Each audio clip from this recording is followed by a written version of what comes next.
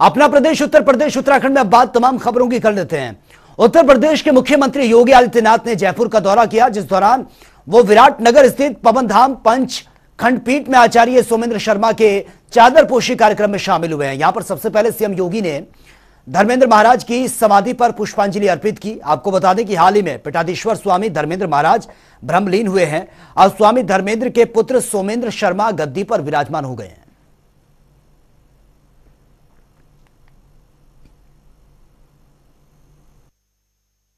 सब जानते हैं प्रधानमंत्री जी ने अयोध्या में श्री राम जन्मभूमि मंदिर निर्माण के कार्यक्रम को आगे बढ़ाया। अब तक 50% से अधिक कार्य श्री राम जन्मभूमि मंदिर निर्माण का आगे बढ़ चुका है और उस अवसर पर भी आचार्य जी महाराज अयोध्या धाम पधारे थे। कितनी खुशी थी उनके मन में। वे आंदोलन में कपे थे, उस आंदोलन में आगे बढ़े थे। उस आंदोलन के साथ उन्होंने अपने आप को पूरी तरह समर्पित करके इसको एक नई ऊंचाई तक पहुंचाने में अपना योगदान दिया था। और यही तो है भारत के संतों की परंपरा। कोई ऐसा सनातन हिंदू धर्म से जुड़े हुए महान बिंदु नहीं थे जिनके लिए उन्होंने अपना योगदान न किया। और गोरखपीठ से तो उनका संबंध 3 पीढ़ियों से था। लगातार जब भी गोरखपीठ से एक निमंत्रण मिलता था, आचार्य जी वहां पहुंचकर उस कार्यक्रम में भाग लेते थे, आते थे। कहीं भी आह्वान कर दिया, वे कार्यक्रम के साथ जुड़ करके एक अपनत्व का भाव उनके मन में सदैव झलकता था। आज के इस अवसर पर मैं आचार्य पूज्य स्वामी आचार्य धर्मेंद्र जी महाराज के श्री चरणों में नमन करते थे। उन्हें गोरखपीठ की ओर से भी और सकल सनातन हिंदू धर्म के उनके सभी शुभचिंतकों और अनुयायियों की ओर से भी नमन करते हुए मैं विनम्र श्रद्धांजलि अर्पित करता हूं। और वहीं मुलायम सिंह यादव का हेल्थ बुलेटिन जारी किया गया। मेदांता अस्पताल ने यह हेल्थ बुलेटिन जारी किया है। मुलायम सिंह की हालत काफी क्रिटिकल बताई जा रही है। मुलायम सिंह को दी जा रही जीवन रक्षक दवा, आईसीयू में इलाज चल रहा है। मुलायम सिंह यादव का स्पेशलिस्ट डॉक्टर्स की अंडर ऑब्जर्वेशन में है मुलायम सिंह यादव।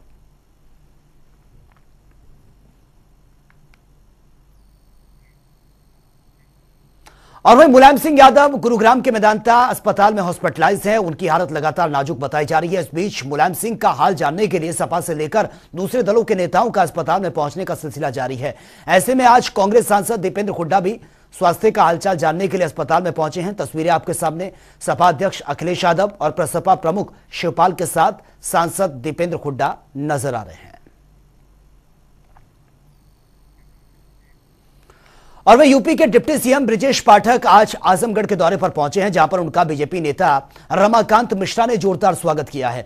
रमाकांत मिश्रा जिले की स्वास्थ्य समस्याओं के संबंध में उनसे चर्चा करते हुए वो नजर आए और जिले में झोलाछाप डॉक्टर्स के बारे में उन्होंने बताया है। उन्होंने आरोप लगाते हुए कहा कि राजनीतिक संरक्षण में बिना रजिस्ट्रेशन के नर्सिंग होम, पैथोलॉजी और सोनोग्राफी में भ्रूण की जांच की जा रही है, जिसकी वजह से गरीबों को लूटा जा रहा है। उन्होंने यह भी कहा कि अस्पताल के डॉक्टर्स अपनी निजी क्लिनिक में मरीजों को बुलाते हैं। जाते समय उप मुख्यमंत्री ब्रजेश पाठक ने जल्द ही 100 बेड का अस्पताल अतरौलिया लाने का आश्वासन दिया है। आपको बता दें कि बलिया से लखनऊ जाते समय पूर्वांचल एक्सप्रेस वे पर ब्रजेश पाठक से रमाकांत मिश्रा ने यह मुलाकात की है।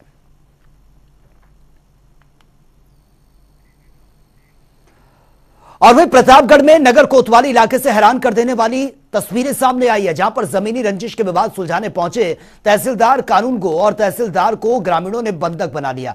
मामले की सूचना मिलते ही पुलिस मौके पर पहुंची और हल्का बल प्रयोग करके भीड़ को तितर बितर किया गया। साथ ही राम चौराहे की सभी दुकानों को बंद करवाया गया। मिली जानकारी के मुताबिक तहसीलदार पर पैसा लेकर भूमिधरी जमीन पर बने रास्ते को तुड़वाने के गंभीर आरोप लगे हैं। वहीं पुलिस ने आक्रोशित ग्रामीणों को समझा बुझाकर इस मामले को फिलहाल शांत करवा दिया है। और वहीं देश के प्रधानमंत्री नरेंद्र मोदी का सपना टीबी मुक्त भारत को साकार करने के लिए लखनऊ में केजीएमयू और Era's medical college UP TBC con 2022 का आयोजन करने जा रहा है। यह आयोजन 7 अक्टूबर से 9 अक्टूबर तक केजीएमयू के शताब्दी में यह किया जाएगा। इस सम्मेलन में देश के नामी डॉक्टर्स हिस्सा लेंगे और देश को कैसे टीबी मुक्त किया जाए इस पर अपने विचार भी साझा करेंगे।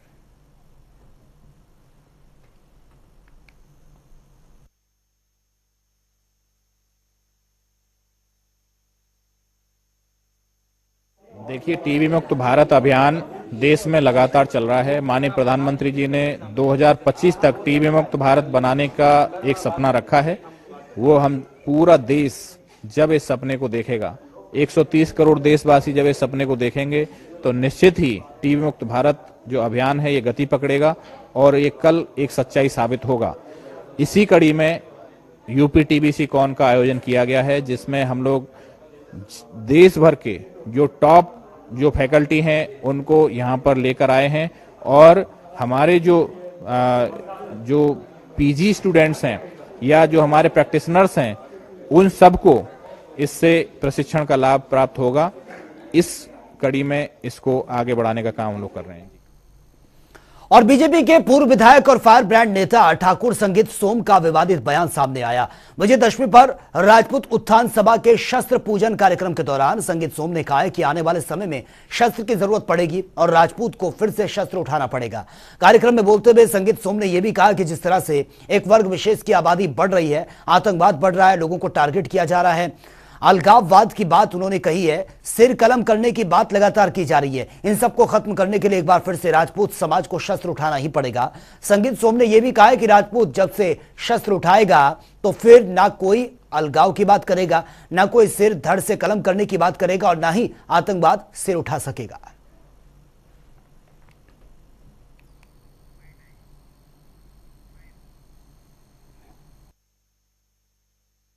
देखिए, क्षत्रिय समाज का कार्यक्रम था, शस्त्र पूजन का एक कार्यक्रम था।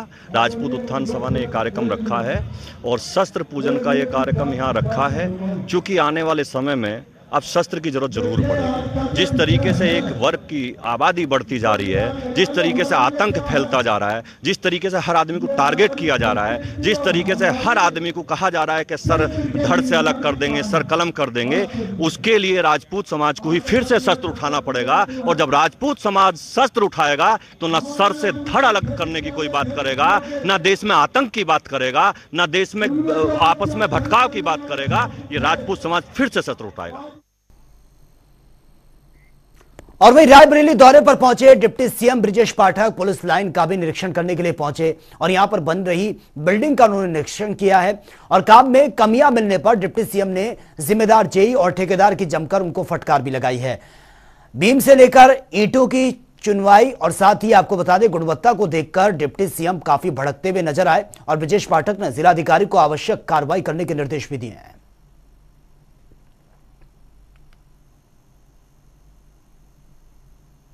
बरेली जनपद में विकास योजनाओं की स्थलीय निरीक्षण के लिए हम और माननीय मंत्री दिनेश जी आए हुए हैं और जो केंद्र प्रदेश सरकार की योजनाएं हैं धरातल पर वो ठीक से चल रही हैं कि नहीं, इसको हम देखेंगे और माननीय मुख्यमंत्री जी को रिपोर्ट देंगे। हमारी सरकार की प्रतिबद्धता है कि रायबरेली को हम सर्वश्रेष्ठ जनपद के रूप में विकास कार्यों में और कानून व्यवस्था में स्थापित करेंगे। हमारी पूरी सरकार इसके लिए काम करेगी। और उत्तर प्रदेश के डिप्टी सीएम केशव प्रसाद मौर्य दिल्ली दौरे पर पहुंचे हैं। इस दौरान डिप्टी देश की राष्ट्रपति द्रौपदी मुर्मू से शिष्टाचार मुलाकात उन्होंने की है। डिप्टी सीएम ने राष्ट्रपति भवन में जाकर यह मुलाकात की है। इस दौरान केशव प्रसाद मौर्य ने राष्ट्रपति द्रौपदी मुर्मू को बुके भी भेंट की है।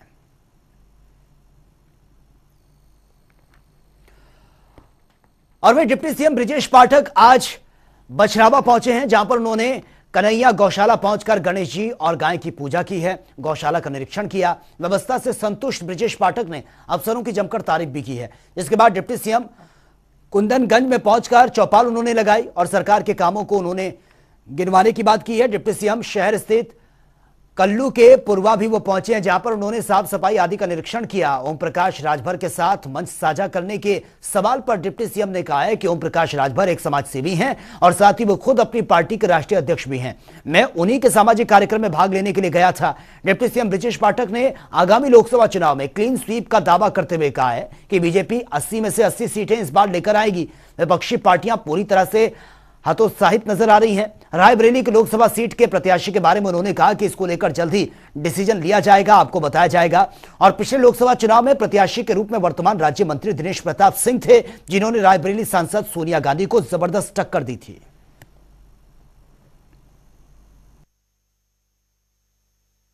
दरअसल ओम प्रकाश राजभर जी बड़े सामाजिक कार्यकर्ता हैं, पार्टी के राष्ट्रीय अध्यक्ष हैं और कल मैं बलिया में था और हमारे साथ वो एक कार्यक्रम में थे और उन्हीं का कार्यक्रम था, बेसिकली उनके पार्टी का कार्यक्रम था। मैं गया था और किसी भी सामाजिक कार्यक्रम में मैं जाता रहता हूं लगातार। दरअसल आप जानते हो कि लगातार हमारी सरकार हर विभाग को रेगुलराइज कर रहा है, लेकिन यदि कोई प्रॉपर शिकायत आएगी तो हम जरूर जांच कराकर कार्रवाई करेंगे। 2024 का क्या प्लान है सर? 24 में हम 80 की 80 सीटें जीतेंगे। भारतीय जनता पार्टी आदरणीय प्रधानमंत्री नरेंद्र मोदी जी की गरीब कल्याण नीतियों को लेकर के और उत्तर प्रदेश सरकार के विकास और कानून व्यवस्था जो हमारी चाक चौबंद है उसको लेकर के हम जनता के बीच में हैं और विपक्ष बुरी तरह से हताश है। हम सभी सीटों पर विजयश्री हासिल करेंगे। और लखनऊ की सड़कों की बदहाली की मिसाल देखनी है तो आप आलमबाग बस स्टैंड के पास सिंडर्स डंप मार्केट के ग्राउंड जीरो की हकीकत देखिए, जहां पर 40 साल पहले एलडीए ने मार्केट तो बना दिया, लेकिन 8 सरकारें बदल गई हैं। सड़क के गड्ढों में वो तब्दील होती चली गई, जिससे कि 250 व्यापारियों का बिजनेस लगभग ठप सा हो गया है। लोग दुकानें बंद कर दूसरे काम तलाश रहे हैं। यह हालात तब हैं जबकि यह मार्केट डिप्टी सीएम और मेयर के क्षेत्र में आता है। ऑटो टेम्पो मालिक वाहनों की मरम्मत कराने के लिए आने के लिए यहां से कतराते हैं। व्यापारी एलडीए और नगर निगम से सड़क बनवाने की लगातार गुहार लगा रहे हैं, लेकिन उनकी सड़क अब तक नहीं बन पाई है। व्यापारियों की यह भी शिकायत है कि इसके लिए ना तो टॉयलेट है और ना ही पीने के पानी के कोई प्रबंध यहां पर है।